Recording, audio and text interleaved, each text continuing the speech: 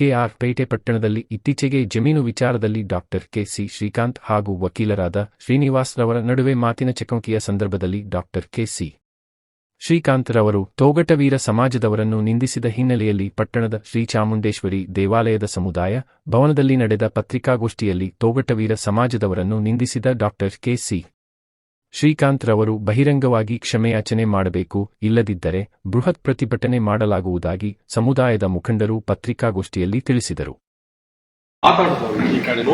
ಅಲ್ಲ ಬಡ್ಡಿವ ನೀವು 500-600 ಜನ ಇಟ್ಕೊಂಡು ಏನು ಮಾಡ್ಕೊಳ್ತೀರೋ, ನಮ್ಮ ಹತ್ರ ಏನು ತಿಳ್ಕೊಳ್ತೀರೋ, ಈ ಥರ ಮಾತುಗಳನ್ನು ಆಡೋದು ಎಷ್ಟು ಸೂಕ್ತ ಅನ್ನುವುದನ್ನು ನೀವು ಎಲ್ಲ ಸಹ ಮಾಧ್ಯಮದ ಮಿತ್ರರ ಗಮನಕ್ಕೆ ತರ್ತಾ ಇದ್ದೇನೆ. ನಮ್ಮ ಕುಲಬಾಂಧವರ ಗಮನಕ್ಕೆ ನಾವು ಈ ಸಂದರ್ಭದಲ್ಲಿ ತರ್ತಾ ಇದ್ದೇವೆ.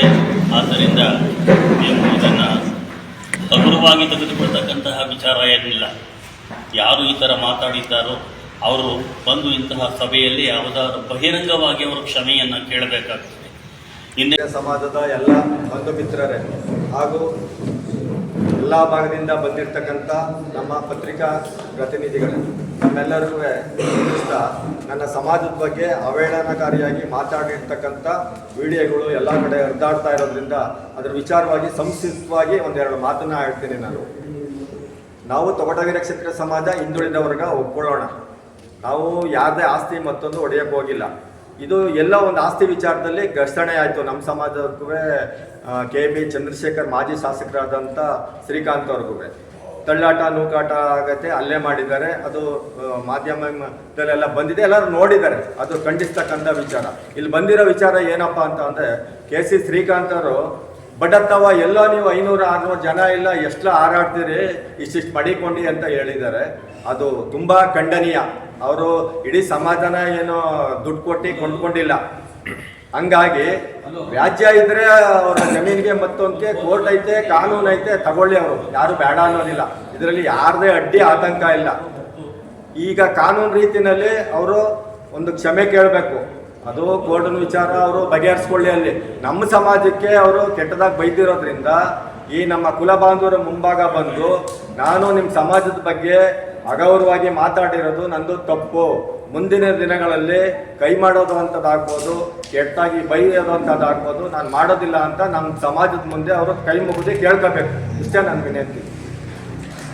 ಏನು ಅನ್ನೋದನ್ನ ಮುಂದಿನ ದಿನಗಳಲ್ಲಿ ತೋರಿಸ್ಬೇಕಾಗುತ್ತೆ.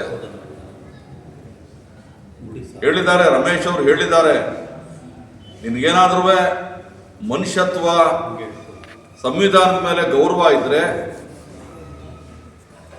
ಒಂದು ಸಮಾಜದ ಬಗ್ಗೆ, ಸಮಾಜದಲ್ಲಿ ಎಲ್ಲರ ಜೊತೆ ಒಂದಾಗಿ ಬದುಕಬೇಕು ಅನ್ನುವಂಥ ಕಳಕಳಿ ಕಾಳಜಿ ಇದ್ರೆ ನೀನೇನ್ ಮಾಡಬೇಕು, ಮೊದಲು ಬಂದು ಕ್ಷಮೆ ಕೇಳಬೇಕು. ಸಮಾಜದ ಕ್ಷಮೆ ಕೇಳಲಿಲ್ಲ ಅಂದ್ರೆ ಮುಂದೆ ದಾರಿ ಇದೆ, ಸಂವಿಧಾನ ಇದೆ, ಹೋರಾಟದ ಹಾದಿ ಇದೆ. ತೊಗಟವೀರ ಸಮಾಜದ ಯುವಕರು ಬಳೆ ತೊಟ್ಕೊಂಡು ಕೂತಿಲ್ಲ. ಎಲ್ಲರಲ್ಲೂ ಕೂಡ ಕಿಚ್ಚಿದೆ, ಹೋರಾಟ ಮಾಡ್ತಕ್ಕಂಥ ಶಕ್ತಿ ಇದೆ. ಎಲ್ಲ ವಿದ್ಯಾವಂತರಿದ್ದಾರೆ, ಎಲ್ಲ ಕಷ್ಟಪಟ್ಟು ದುಡಿದು ಜೀವನವನ್ನು ನಡೆಸ್ತಕ್ಕಂಥವ್ರು. ಯಾರು ಕೂಡ ಕಣ್ಣಿಗೆ ಮುಂಕುಬೂದಿ ಎರಚಿ, ಟೋಪಿ ಹಾಕಿ, ಸರ್ಕಾರಿ ಆಸ್ತಿ ಪಾಸ್ತಿ ನುಂಗ್ಕೊಂಡು ಯಾರು ಜೀವನ ನಡೆಸ್ತಾ ಇಲ್ಲ.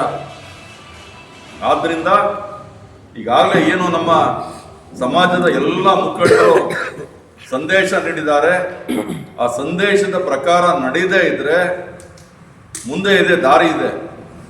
ಹಾಗಾಗಿ ಇವತ್ತು ಬಹಳ ಕಡಿಮೆ ಸಮಯದಲ್ಲಿ ನಮ್ಮ ಸಮಾಜದ ಮೇಲೆ ನಡೆದಿರುವಂತಹ ದಬ್ಬಾಳಿಕೆ, ದೌರ್ಜನ್ಯ, ಬಾಯಿಗೆ ಬಂದಂತೆ ಬಾಲಿಶವಾಗಿ ಮಾತಾಡಿರ್ತಕ್ಕಂಥದ್ದು, ನಾನು ಹಂಗೆ ಮಾಡ್ತೀನಿ, ಹಿಂಗೆ ಮಾಡ್ತೀನಿ, ಕತ್ತರಿಸಾಕ್ತೀನಿ, ಉತ್ತರಿಸಾಕ್ತೀನಿ, ಎಂತೆಂಥರೋ ಏನೇನೋ ಆಗಿ ಮೂಲೆ ಸೇರ್ಕೊಂಡ್ಬಿಟ್ಟವ್ರೆ, ಮನೆ ಸೇರ್ಕೊಂಡವ್ರೆ. ಇನ್ನು ಮುಂದೆ ಮಾತಾಡ್ಬೇಕಾದ್ರೆ ಬಹಳ ಎಚ್ಚರಿಕೆನಲ್ಲಿ ಮಾತಾಡಬೇಕು. ಯಾರನ್ನೂ ಯಾರು ಇಟ್ಕೊಂಡಿಲ್ಲ. ಇವತ್ತಿನ ಈ ಒಂದು ಸಭೆ ನಿರೀಕ್ಷೆಗೂ ಮೀರಿ ಯಶಸ್ಸನ್ನ ಕಂಡಿದೆ.